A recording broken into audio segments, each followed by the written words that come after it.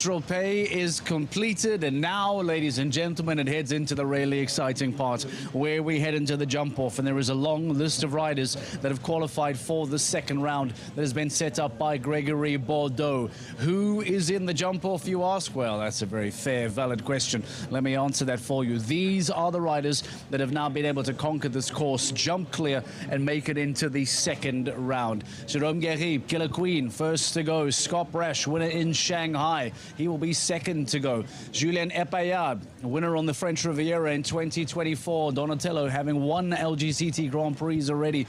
Penelope Lopreveau, what a moment that is for the Frenchwoman and for the French crowd alongside Epaillard. Philip Weishout and Oreo, still very young, very impressive. Championship leader Gilles Thomas, Ken Farrington, and Natalie Dean with a Cota M. What a weekend she is having, getting onto the podium for the Canstars, powered by the Iron Dames in the Global Champions League, and now getting into the jump-off of today's LGCT Grand Prix. Natalie Dean, it has been a superb weekend. Let's hear from the Frenchman first, Julien Epaillard, and get his thoughts on jumping clear. Julien, you won this back in 2023 and he delivered a beautiful clear then again. Yes, I'm really happy. The horse jumped super today. He have a long break after the World Cup final. So he's coming up. I think it's his fourth show. And yeah, I feel again my horse very good condition. I think a lot of people said to me when they walked the course that it looked pretty fair, but it's causing quite a few issues tonight. Yeah, it's the beginning of the course. We have the two combination at the beginning, number 4 and number 7. So yeah, after this, if you jump it this clear, you need to keep energy. Yeah, but I think we have a couple of clear today between 8 and 10. We know that you're always fast into a jump-off as well. Do you think it's going to be really competitive this evening? We know it always is, but from the riders that have gone clear? Yeah, it's 8 fences, 9 jumps for the jump-off. It's a quite long jump-off. I just saw now. Yeah, try to do my best. I must say the predictions have been spot on, by the way. Gregory Bordeaux suggesting between 8 to 12 in the jump-off. We have 8. Julien Epaillard earlier on this afternoon after jumping clear, suggesting probably round about 8. And that's exactly where we find ourselves, 8 in the jump-off. That includes Julien Epaillard. Is he going to be the most dangerous man in that list? We'll wait and see. Philip Weishout, no stranger to success on the LGCT stage. Let's hear from the German following his clear round. Philip, a wonderful clear from you. You went slightly later in the class. Were you able to watch a few others and make a plan, or did you stick to what you had walked? I had my plan after I walked. I got confirmed with my plan when I saw the first couple going, but then during the course I had to change it a little bit. My horse didn't jump as far out of the vertical oxer combination as I thought, so I decided to do 7 on the outside, which was in that moment the right thing to do. The 6 would have been too flat, so I decided to do 7. I think you always have to have a plan, but if that plan, for somehow the feeling in the ring is a little different, you have to be able to adapt to that. Particularly in this ring, I guess it's a bit smaller, the jumps are coming up a bit quicker. Yeah, exactly. You have to be awake here. I don't know how many, like 18 jumps in 70 seconds, so that's every couple of seconds a jump, so it's coming quick here, yeah. Talking of coming quick, the jump-off is also going to be there, and it looks like it might be a fast jump-off tonight. Let's hope. It's for us, a good one for us. I walked it already in the first round, the jump-off. It looks a bit tricky. You have to be smart in your turns. For me, Oreo is relatively new. He has not done many jump-offs yet. So if I can do another clear round and quite quick, I'm more than happy. I don't have to go crazy. Good luck. Thank you very much. Thoughts of Philip Weishout ahead of tonight's jump-off. We're now moments away from getting that underway. What a privilege to have into the studio to join us for that jump-off. One of the greatest to ever do it. Henrik von Ackermann joins us in the studio. Henrik, welcome to the studio. Been nice to catch up with you. Not what you were hoping for. Take me through what took place for you in round 1 before we started the jump-off. Give me some thoughts, some reaction. Yeah, of course, I'd rather be on the warm-up now, warming up for the jump-off, but that's not the case today. I think the course builder did a very nice job. It was a nice course to ride, but of course a quite small course, and everything comes very quickly. And I think Iliana did a great job.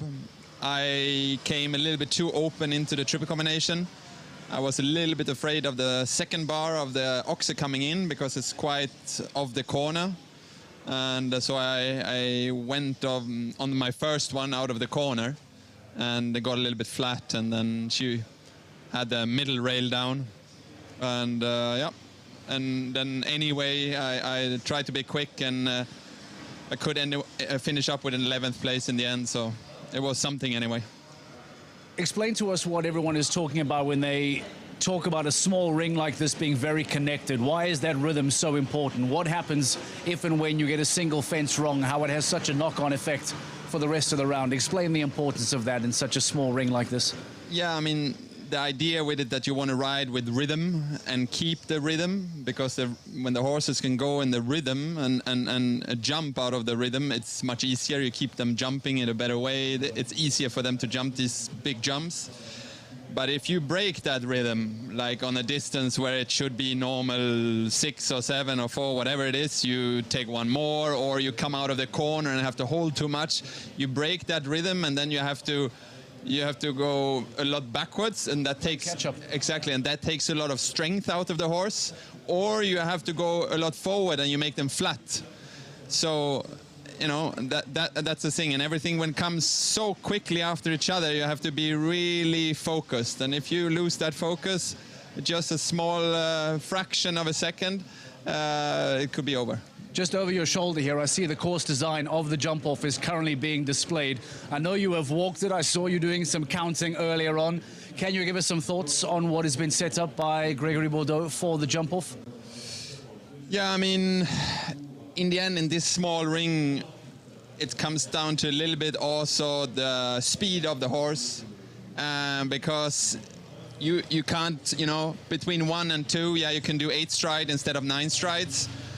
But many of the places you can't start to take away 5 strides, you know, so you need a quick horse. For example, if I take an example of Le Prévost, her horse, it's a very big jumping and makes it very easy, but from traveling, it's not the quickest. Yeah. That one will get very hard to win a class like this.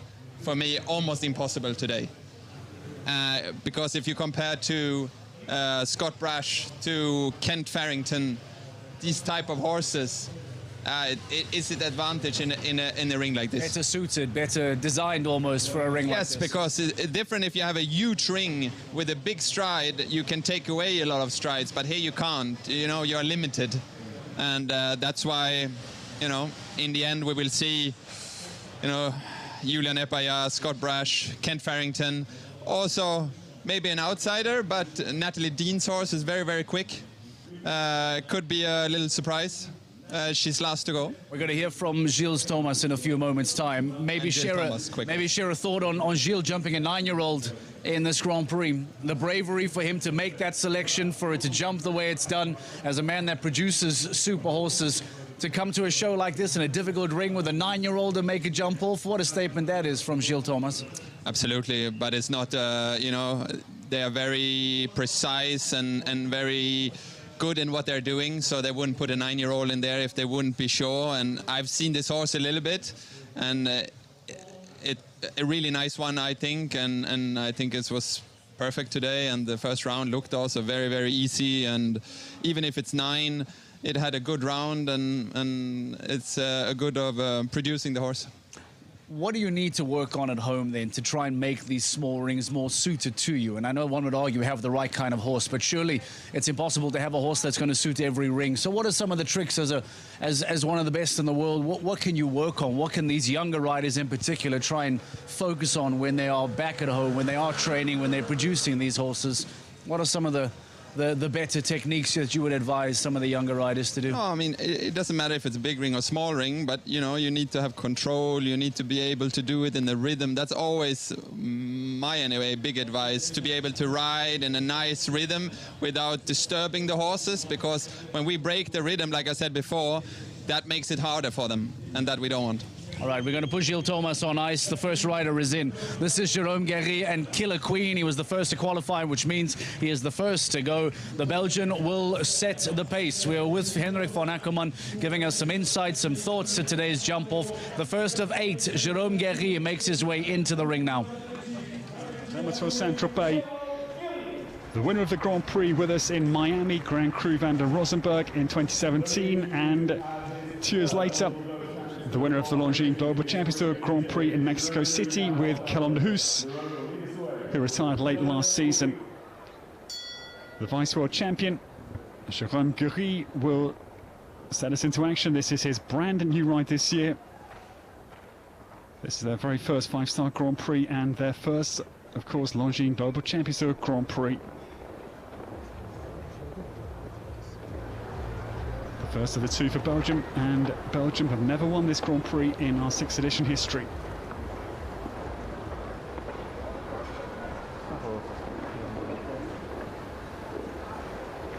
Killer Queen, this rangy mare, she's 13. Diablo Blanco's daughter down into the shadow zone, out over 3. The getaway turn is smooth. Jérôme's keeping this round in his hand, not yet going for broke as this newcomer to the level turns now right-handed into the Longines Global Champions Tour vertical at 15. Great stride, he sees down the Oxa and now whistles around the corner. Jérôme Guéry, 30 seconds just prior to the wall with now the pale blue rails on top of it. Jérôme Guéry now set sail for the final fence here in Ramatuelle, Tropez for the first double clear of the afternoon. It's simply very impressive what this man has done once again. Bearing in mind their rawness is a... We have our benchmark. It is a clear for Jérôme Guéry, who jumps double clear in the afternoon, sets the clock at 45.23. Henrik, some thoughts on Jérôme? They're so difficult to go first, to try and set that benchmark. You never quite know where it stands, do you? No, exactly. As first one, it's definitely a disadvantage.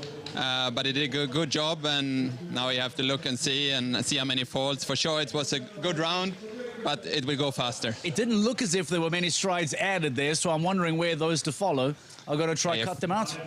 I think maybe 1 or 2 will try, not Scott now with his one, but we'll go maybe 1, 2, 8. He did 9. But okay, you have to see a little bit. If you shape the 9, that means on a curve, then you're going to be faster on number 2 to the combination instead of doing 8 and you fly in the wrong direction. So it's a little bit of a, you know, a game to see where you can do it. It's a balancing act. Scott Brash next in the ring. The time to beat, 45.23. Fleet-footed down to the Seahorses Oxa, and this is much quicker. Getaway time inside to the Longines verticals. Sure Lady then compresses with Scott Brash around the turn to the Longines Global Champions Tour vertical. Split time will be way clear, surely. 2 seconds the advantage here. Scott Brash, 3 fences to go for his second Longines Global Champions Tour Grand Prix this season. Sure Lady opens up the angle to the Lugano Oxa, and now the home run. Scott Brash races down to the final phase. Look at this time. He knocks a chunk out of Jérôme Guéry's time. 3.68 seconds is the British advantage. And 41.55 is the gauntlet Scott Brash throws down on the table. Wow. Well, asking about how much can you shave off the clock? Well, from 45.23, Scott Brash just sets a 41.55, Henrik. Talk to me about that. No, I mean, like we said, it's a very, very fast horse, but also the course suits. You see, he came around the corner on the 6th stride and had to chip over the vertical and still could get the 6 strides. Also over the wall and still get the 7. And you can't do 5 up there, or I don't think you can do 6 on that line. So that's why he's so quick. And you know, he was not last to go, so the next one comes in can for sure beat him, but they have to try harder now. Wow, what a time to shave off. 41.55 set by Scott Brash, but if there is a man that can do that, let me tell you folks, it's Julien Epayard next in the ring. Scott Brash's time. Donatello Dorge gets away. 41.55 of Scott to beat, and Donny, I think, a little bit wider on the turn to the Longines verticals. Julien, though, streaks ahead. Very fast getaway from the vertical 4C. Little breath on the top of 15. Yeah, down the time, 0.43, but this is a quick turn here. Julien carves back to the wall at 9. Donatello Dorge comes again, angles to open up the Lugano Oxeter. The home turn now. This will be very tight on the line. Jules Payard is going to be just behind.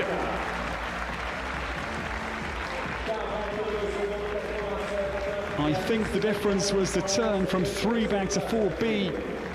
Julien was a little bit wider. Henrik, how worrying is it for the rest of the field to know how dangerous a man like Julien Epayard is and see him not beat the Scott Brash time? Does that send some kind of a reminder or maybe a warning to those that are coming just how crazy that Scott Brash time is? It can also be a motivation. Yeah. It can be that, okay, you know that that's the thing when you go last like this, you know you have nothing to lose. Okay, you can have a pole down, but if you want to win, you have to give everything. And yeah. It was quite early on that you detected already had gone a little bit extra here, a little bit slower in the early stages of it. Exactly. And because he did of that, 8 instead, but I don't know if that was quicker because he flew out a little bit after number 2 instead of like Scott. He shaped it and was quicker to the double verticals. So it's yeah. This is why it's such a fantastic game. Right, time to beat Scott Brash, still 41.55. Hello to draw, ladies. 41.5, 5-second leading time. Penelope is definitely slower on the turn back to the verticals. Wider line and a more conservative canter. But then quickly away to come back to the Longines. Global champions to a vertical and then quickly down the acceleration to the Oxer. But it's got to find a 2.5 seconds now in the second half here.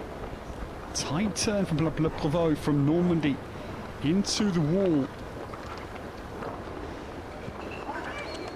Scott Brash is going to be okay here. Penelope Le Provost left herself a little bit too much work to do. She really galvanized herself at the midpoint away from 4C back to 6. But it's still that opening turn from Scott Brash between the Seahorses of 3 and 4B. Perhaps a predictable time, Henrik, but I imagine that she will still be incredibly happy with the double clear over the weekend here tonight. That's got to be a really good performance for her, regardless of the time she sets. Yeah, absolutely. I mean, the horse jumped 2 great rounds and she did the right thing. She tried to be smooth, but she knew even if she tries 5 times, she won't beat Scott with that horse. So she did everything right, and I think she goes home happy. Philip Weishout, Gilles Thomas, Ken Farrington and Natalie Dean all to come. This is Philip Weishout and the young Oreo next. The time still to beat belongs to Scott Brash. The clock is set at 41.55. Does the German do this here? You never know with Philip. Yeah. He's trying, but I think it's going to be hard. But like I said, Philip, you never know. You never know. Philip Weishout in the ring. 41.55 is the time to beat. 12. And then 2 years ago in Doha 2023, his pair of wins. Philip will have seen Scott, he'll have seen the acute turns the Scott from Peebles in Scotland, Scott Brash made, and Philip Weishout is conservatively down to the Seahorse Oxer. Yeah, I don't think going to give any chase of Scott Brash is just going to try and secure a double clear. Season's points, of course, in front of his mind for the championship standings. Philip Weishout to Rodiard, going to be 3 seconds or so more, maybe down. No, only 1.6. I don't believe it. This horse's stride cover still has got him not a million miles away. Philip Weishout down to the penultimate this evening and the home turn. Rodiard, his second Longines Double Champions Tour Grand Prix, comes home. Now he's over 3 seconds down.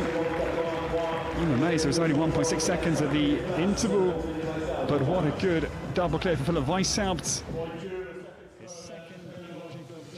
Henrik is a man who jumped in the Beerbrum stables for quite some time. Maybe you can give us some insight. What it is about him that makes you say things like, "Whoa, you never know with Philip." Why is he such an anomaly, perhaps, in the world of show jumping? Because he's one of the fastest riders in the world. Philip can do amazing. He can turn to the jumps like not many can. But today we saw that he was not really trying. I think he understood that the horse was not really ready to compete against Scott, so he played it a little bit safe, what I think was absolutely correct. And much like La Prevot for a young horse like exactly. this, 2 clear rounds, that's certainly one for the future. Yeah, that is using the head instead and looking into the future instead. Well, here's championship leader Gilles Thomas as well on a very young 9-year-old Callista. Let's see what the championship leader does.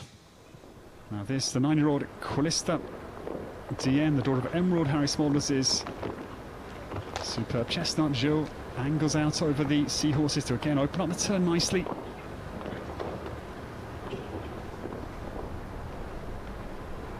Gilles Thomas turns into the Longines Global Champions to a vertical.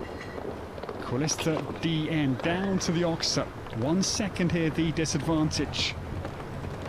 Gilles, though, very fast round the corner to the wall at 9. Meets that with gathering momentum. Angles here again to open up this home turn. Gilles Thomas turns homebound. He will not be too far away here. Callista DN at the final fence. It's a great effort. It is simply impressive. 1.48 seconds the margin. The Gilles Thomas comes home behind Scott Brash. He'll go third. A 9-year-old Callista jumping a 43.03 again. Henrik, this tells me that firstly, by the way, this is big championship points for Gilles Thomas. Let's look at the bigger picture here. As a young man that works very hard on producing horses to again do this with a 9-year-old, very bright future for this young man, isn't there? Yeah, definitely. I mean, very, very good. It was interesting to see. He really tried to do it in the correct way between 1 and 2 to shape the 9. But then, as a young horse, he didn't get away into the double, so you had to take 1 more, and that's a little bit experience just. Is this proving to be the crucial line in the jump off here? I mean, you can, of course, if you land and go and can get the first stride into the double, what is also a risk, but yeah, you can lose a lot of time when you get stuck in the turn.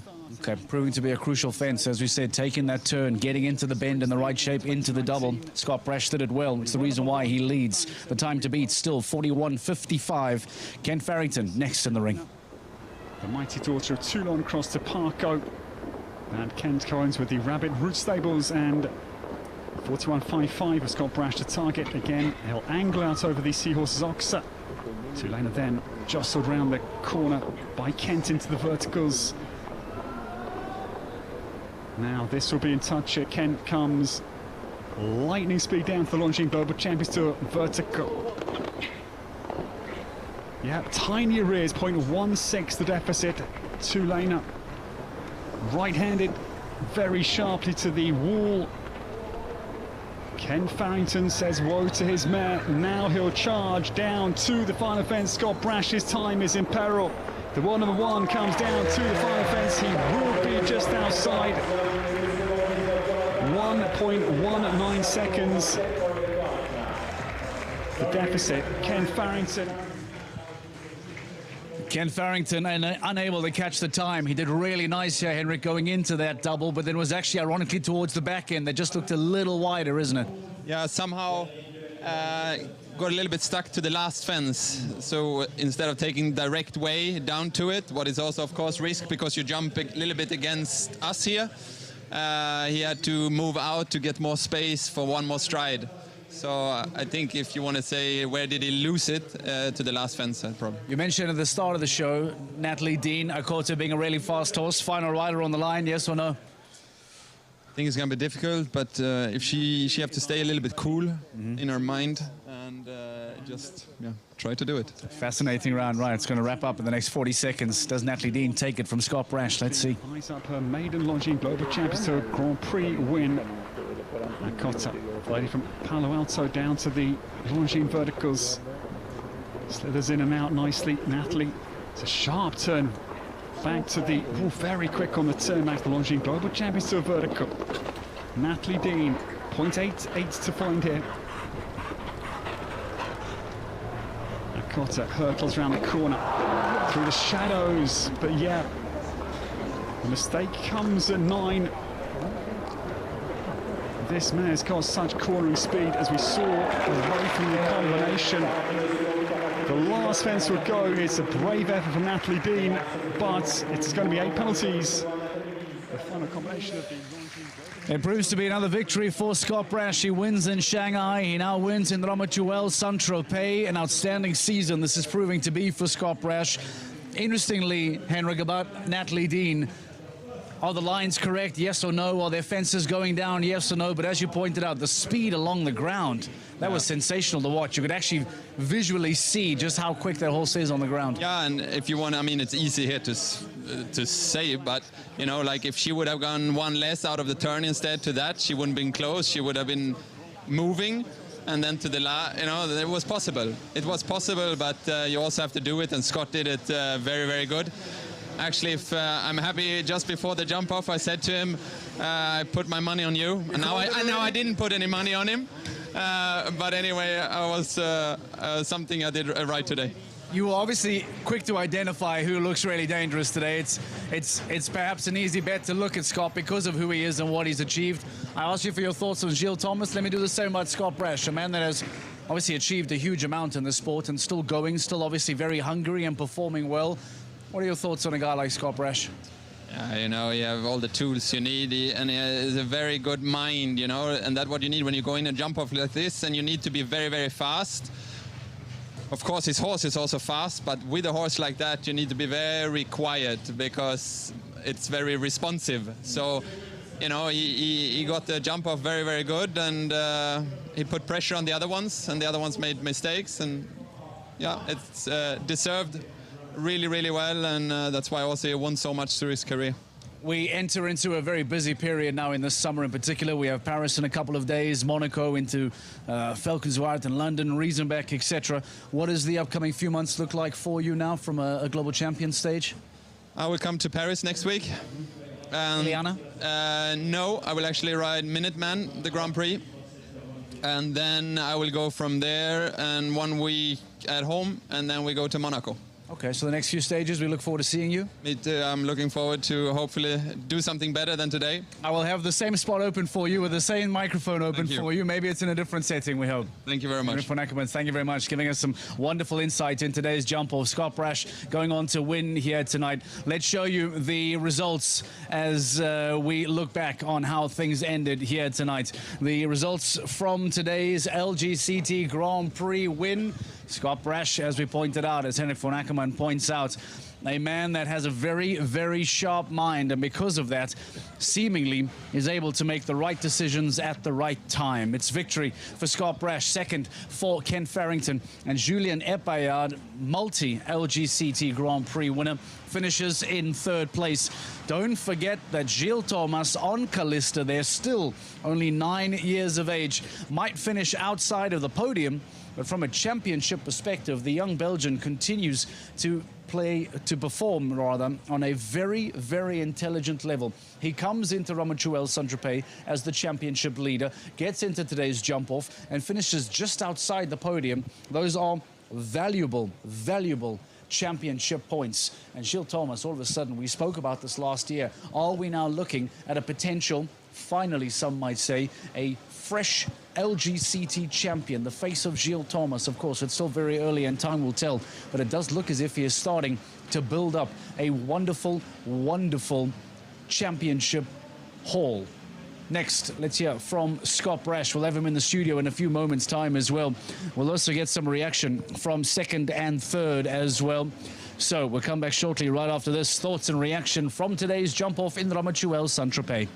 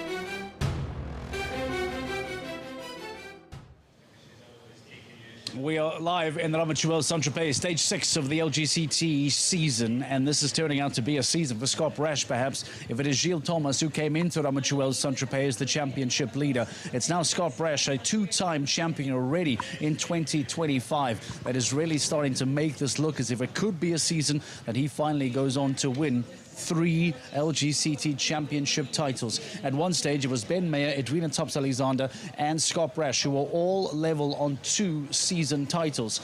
Most recently, Ben Meyer going on to win his third, the first ever rider to win 3 LGCT championships. Edwina Tops-Alexander still on 2, Scott Brash still on 2.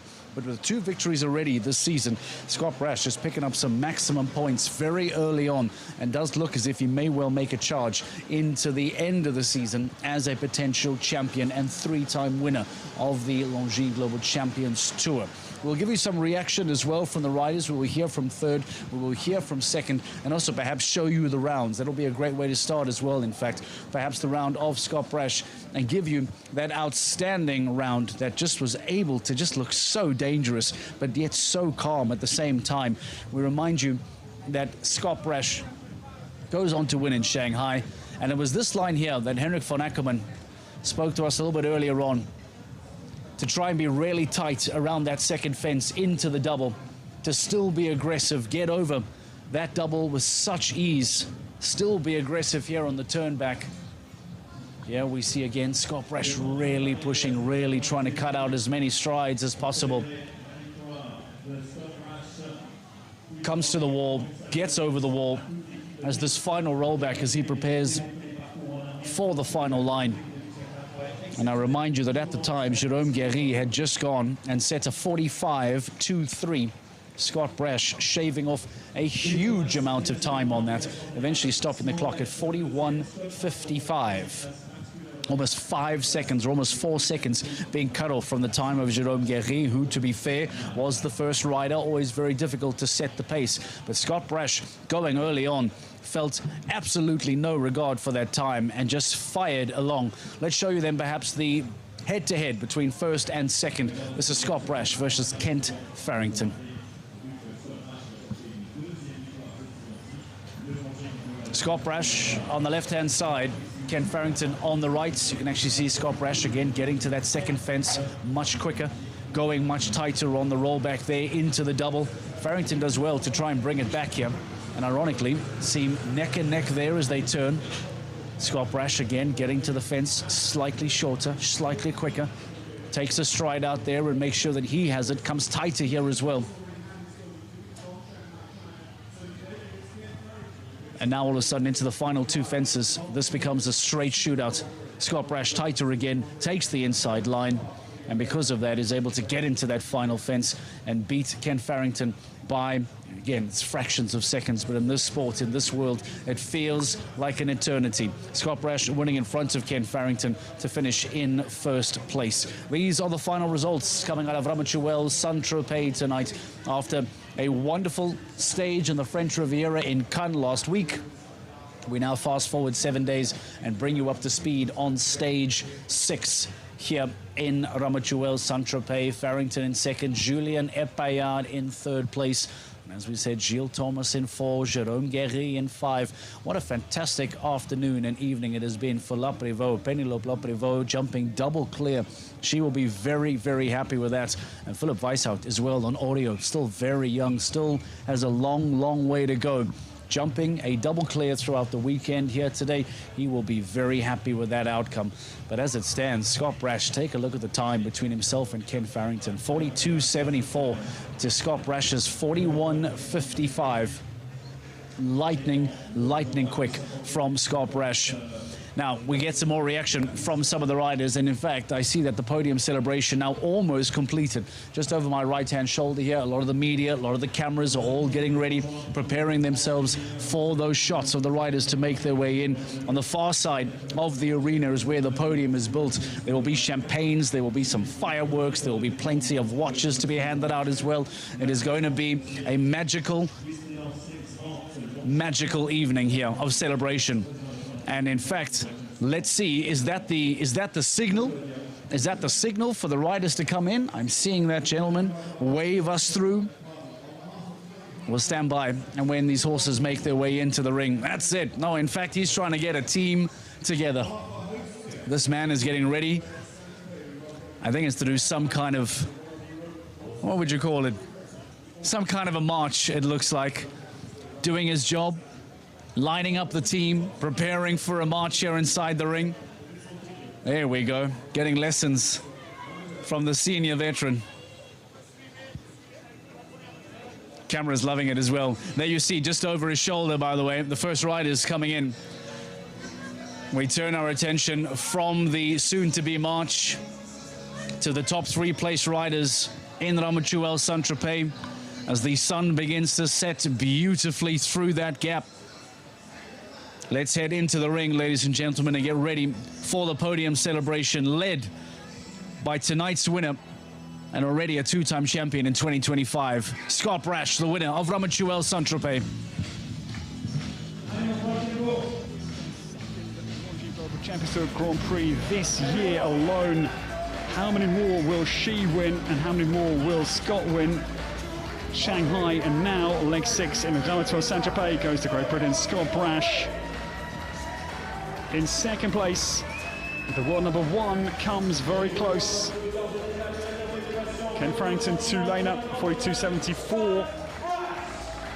1.2 seconds adrift. Kent is second. And Julien Paillard, the winner here in 2023. He is third with Donatello Dorge. 42.87, trailing by 1 1/3 second of the winning time of this man, Scott Brash, or the man before Scott Brash.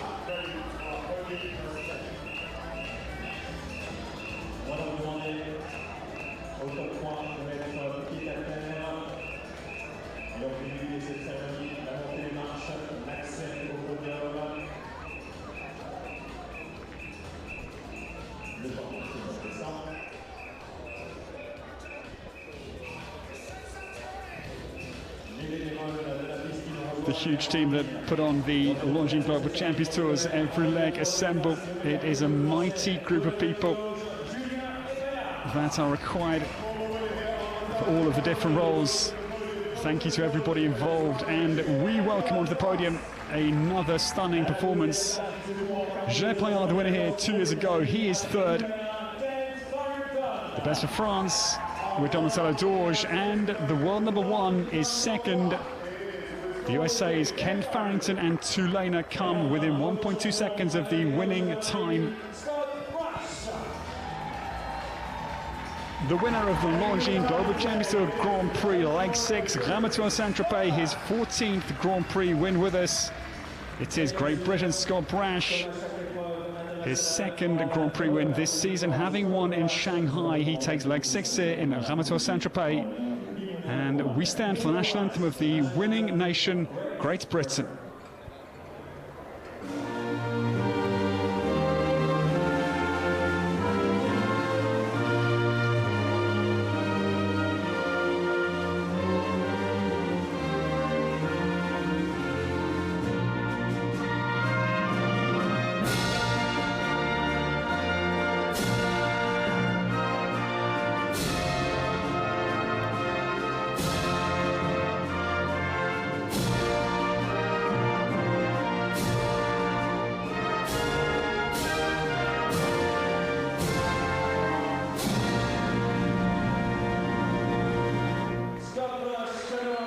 Scott Brash takes another mighty victory this afternoon.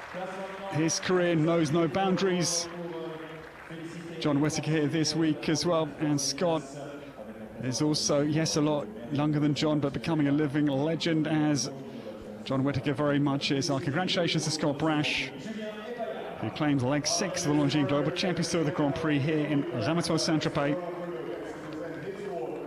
And I'd like to welcome forward the Ramatuelle Mayor and Honorary President of the Longines Global Champions Tour here in Ramatuelle, Mr. Roland Bruno, awards the third place trophy to Julien Paillard, the best home finisher this afternoon and the champion here 2 years ago with Donny. And Mr. Dennis Monticolo, the event director of the Longines Global Champions Tour here in Ramatuelle Saint-Tropez. The trophy to the reserve champion. Congratulations to Ken Farrington, the world number 1, is second with 2 laner.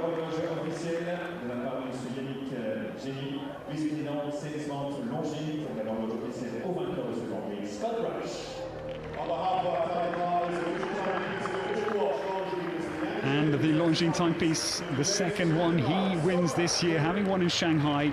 Mr. Yannick Jenny, the Vice President of Sales from Longines, awards the timepiece to Scott Brash. He's now got 14 of those. And delighted to welcome Mr. Jan Tops, the founder and president of the Longines Global Champions Tour, to award the winner's trophy for the Longines Global Champions Tour Grand Prix victory this afternoon here in Ramatuelle, Tropez, leg 6 of the Longines Global Champions Tour. There's the moment we can finally exhale. It's been a crescendo that Scott Brash would have dreamed of. It's his second win this season alone with Hello Draw Lady. Scott Brash wins leg 6 of the Longines Global Champions Tour, the Grand Prix of Ramatuelle Tropez. It's the second time in our now 7-year history in British hands.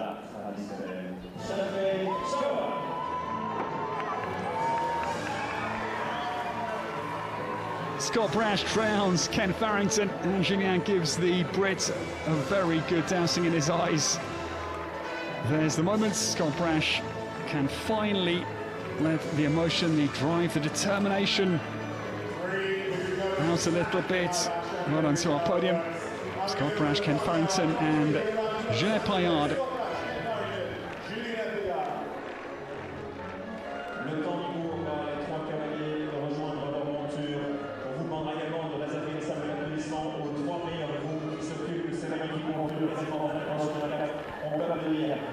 Thank you to our presenting party.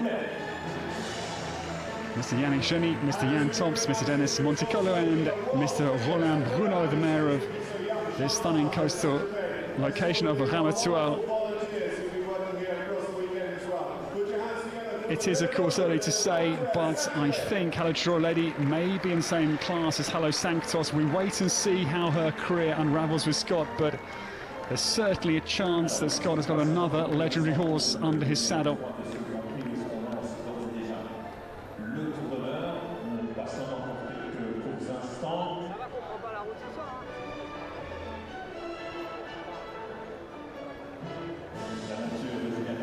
Well, thank you to the entire team here. It's been another sensational week on the Longines Global Champions Tour, and the Grand Prix is a climactic finish that sums up a superb week here. Valkenswaard United winning the GCL. Last night's Lugano Trophy going to France's one number 9, Kevin Stokes.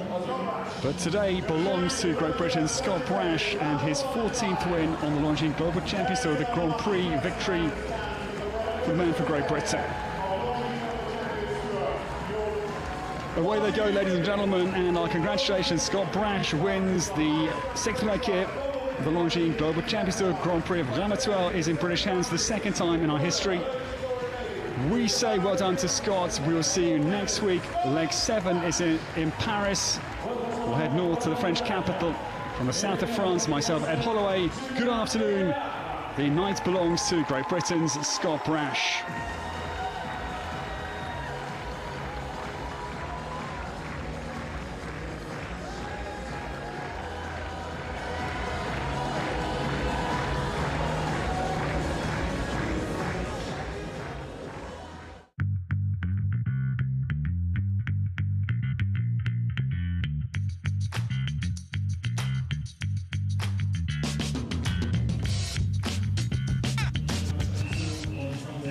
What a wonderful podium celebration. Scott Brash and the champagne, well, he's becoming quite used to it. He has been quite used to it throughout his illustrious career, especially here on the Longines Global Champions Tour. Multi LGCT Grand Prix winner 2 times already now in 2025. And you wonder if Scott Brash, who now, by the way, jumps into the top 3 on the overall rankings, the current rankings of the season, is this a season to go on and win it all for Scott Brash? The big news is that Gilles Thomas still leads after stage 6. He's also been able to put in a little bit of room between those around him. Once again, Simon de Lestre stays in second. Scott Brash, as we said, jumps and climbs into the top 3. Max Kuhne, unable to get into the jump off, but he'll be happy to make up some championship points. Christian Kukoc does so as well. And there are drops for the riders of Sophie Hinners and Dennis Lynch, who were not present here in Ramatuelle Saint-Tropez. Eduardo Alvarez Asno, who was present, has now moved as well, finds himself inside the top 10. Andreas Skau making up some ground as well. A new look and feel to the top 10 as we get ready to head to Paris in a couple of days' time. We've been talking a lot about how quickly the stages at this part of the season start to happen. From Cannes into Saint-Tropez, into Paris, back to back to back. You know, major championship points up for grabs, and it all happens and comes through incredibly quickly. Scott Brash is through to us in a few moments' time. We'll bring him into the studio. For now, let's hear from Julien Epaillard. Rosie Turner standing by. Yeah, thank you, Mark, so much. Julien, you said to me earlier, I'm going to do as much as I can to podium, but you were bang on today. Yeah, I prefer maybe a second. Yeah, but okay, now my horse is coming he's coming back very well. Now I'm really happy. I lose maybe a little bit time on the vertical before the 6th strike over there. Maybe I can take a bit more risk. But okay, if yesterday night somebody tell me I will be third, I will sign. So okay, really happy with this. Donatello really was phenomenal in their state. It was a really fast jump off. Yeah, it was fast jump off. I did 8-1-2-2. I don't know if it was a good idea because I didn't turn well after number 2. Scott is a fast rider and Kent also. So yeah, you have to take all the risks to beat them. And today was not the first idea, like I said before. So yeah, really happy with the result. Of course, you're a local rider as well to be here. The crowd cheering you on. Do you feel that in the ring? Yes, of course. We're in France. Saint-Tropez is a special place. We want to do our best here. So yeah, it's always nice to have a weekend and podium and the Grand Prix in the place like Saint-Tropez. Congratulations, Julien. Well done. Thank you. We are busy picking confetti off the jumper of Scott Brash. It's on the trophy. It's on everywhere. Scott Brash, welcome back into the studio. Making a bit of a habit of this in 2025. It's turning out to be quite the season to start. Yeah, it feels good, yeah. But, I've got some fantastic horses right now, so feel very lucky and privileged to be riding them. And Shadora's, she's just absolutely fantastic. And so quick as well, and careful, scopy. She wants to win. Yeah, she's just a dream to ride. Very blessed to have the stable that you have at the moment and developing more future talents as well. Where would you rank Chadora Lady now? Because it looks as if what we saw today made it look so simple. Scott's so smooth. It was aggressive yet calm. It was a remarkable round. Where would you rank her around what you have in the stables at the moment? She's right up there. I think she's done 5-star Grand Prix since the start of the year. She's won 2 of them and second in 2 of them and 1 down in the other one. So it's pretty unbelievable statistics, really. And the 2 that I was second was my fault. I should have won, to be honest. So, I mean, she's just an incredible mare, and she's one of the best I've had. What did you think of the jump-off field? The people perhaps were trying to work out, guess whether or not the size of the field was going to be double figures, 6 to 10, 8 to 12. Your thoughts on finally having 8 in there? Did that feel appropriate? Well, I think, with Bodo, with Greg and his team, he builds amazing, so he nearly always gets the perfect result, to get 8 clears out of a strong field. I think he got the course spot on. There was faults everywhere.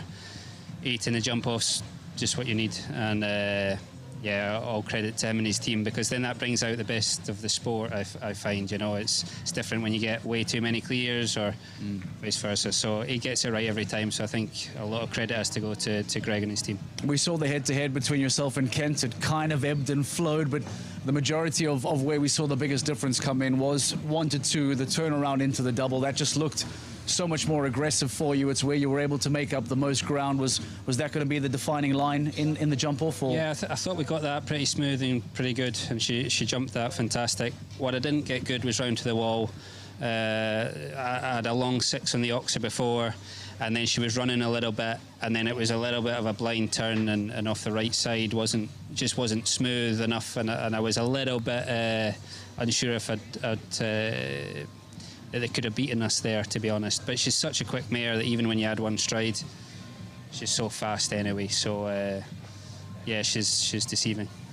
Were you surprised at having the relatively early start, second to go? It's not very often that we see someone who goes quite early in the jump off set such an electric pace early on. When you came out, I'm sure you would have felt that it was really quick, but did it feel winning quick already with still quite a large number of riders to go? Yeah, I think, as I said, I thought I didn't get it absolutely perfect. You know, I didn't nail the jump off what I thought, but I am aware of how quick she is, and I'm aware of Julian and Kent. They're super fast riders, and know that they're always going to push you to the limit with the other guys in the jump off, but thankfully it was enough today and managed to hold on. You go up to third place on the overall rankings, by the way, now behind Gilles Thomas and Simon de Lestre. 2 victories already gives you some massive points in the beginning stages of the season. Does that influence any kind of planning going into the rest of it, or have you kind of got an original plan that you'll stick to despite maybe some early success, or does this perhaps make you start to change a thought or two? Yeah, I'll always do what I think's right for the horses and make a plan for that, and I'll not really deviate off of that, of what I think feels right for them. So I'll not get too caught up yet. I mean, there's a lot of shows to go. There's a lot of water to pass under the bridge before the final. So yeah, listen, it's fantastic to be up there, but we wouldn't be getting ahead of ourselves at this stage. Busy summer to come. We have Paris in a couple of days, Monaco, London shortly after that. Can you tell us what the short-term planning is when we see you again? What have you identified? Yeah, I think my next show won't be until London of the global leg, so I'll miss Paris next week, I'll miss Monaco. But it'll be great to be in home soil in London, and yeah, we'll see from there. All right, Scott Brash, thank you very much. Second win already this season. Scott Brash, the victor here in the Ramatuelle Tropez. He makes it 2 already in 2025 and says, well, stick to the original plan for now. We will see him back again in London, hopefully in a couple of weeks' time, as we continue down this very busy journey of a busy summer coming up. For now, let's get some thoughts and some reaction from Ken Farrington on his performance today. Well, Ken, you're Longines world #1, and wow, did you ride like that today in the arena? I think there were a few gasps as you turned into the wall. Yeah, we had to take some risks today. A very fast class. Scott went really fast. I thought I could catch him. I think the first line I probably needed to do one less stride because he had such a great round today. When you're in the warm-up watching a round like that, what's going through your head before you're going in? You know, this is horse sport, so really you can do your horse's best round, and that's what I was trying to imagine, is what is the best possible round for my horse today. And unfortunately, I don't think I had my best round. I think I had a very good round. I don't know if it would have been enough to win today, but I still think I could have ridden it better. So is visualization something you really use before you walk in? I think it's definitely something that we all use at a high level. You know, visualizing the course, imagining how it's going to go. I think almost all of us do that in some way or another. Of course, Scott Brash won in Shanghai, which means you get that all-important golden ticket to the Longines Global Champions Tour Super Grand Prix. How excited are you for that? I've never participated in it before, so maybe this year will be a first. Well done today. Thank you. Thoughts from Ken Farrington, giving us some reaction to Rosie Turner a little bit earlier on, finishing on the podium today, but just ever so short of that wonderful time set by Scott Brash. I remind you, stopping the clock at 41.55 for a second victory of the season already after having won in Shanghai. I keep talking about this busy summer. I remind you of what some of the upcoming shows are, because we finish the show in Cannes, and a couple of days later we step here into Ramatuelle Tropez. The respite is not very long, because in a couple of days' time, as you can see, we go through to the French capital. A wonderful show in Paris under the Champ du Mars, the Eiffel Tower, essentially inside the show jumping ring. It is quite remarkable. And then still to put onto your calendar, we head back to Nice as we go to Monaco, and we head to London, where we will see Scott Brash again in the first week of August as he looks to return on a global champions platform. That's where we leave it tonight. The sun beginning to set here on the French Riviera. We will see you in a couple of days' time. We stay in and around the French. We now head off to Paris, and we look forward to seeing you for stage 7 of the Global Champions season. We will see you then in France. Good night. Bye-bye. A European hub of elegance, style, and sporting excellence. Beneath the gaze of the Eiffel Tower, world-class show jumping reaches new heights. Precision must be flawless, nerves held steady. In this arena of grandeur, only the bold will triumph. Experience the Longines Global Champions Tour of Paris from June 20th to the 22nd.